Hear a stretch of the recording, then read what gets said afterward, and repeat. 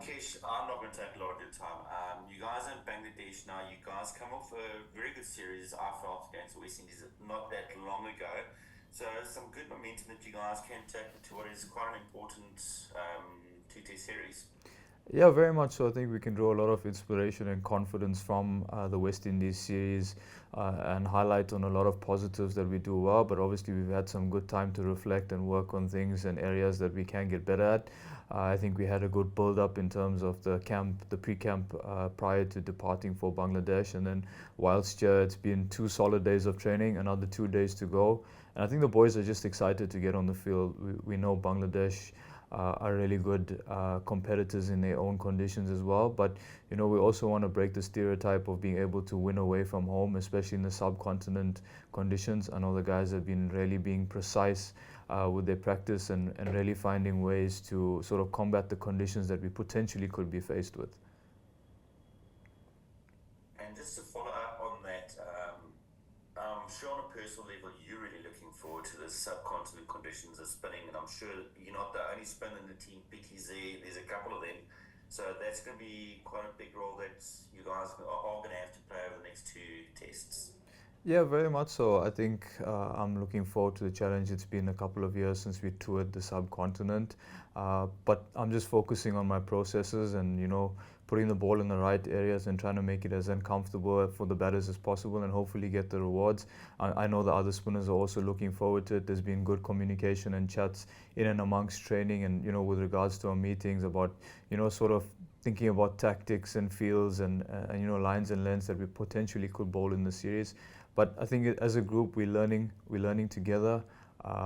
There's a lot of communication from the coaches as well. So we're trying to be one step ahead of the opposition, and hopefully with all that information, we can translate it on the field and get good rewards from that. And if I can just single out one player that I find quite interesting is the inclusion of Diego Brevis.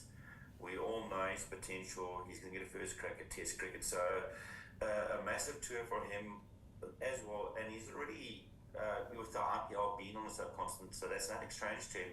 So it could be quite exciting to see him being unleashed. Yeah, definitely. I think if you look at Brevi, he comes with a pedigree.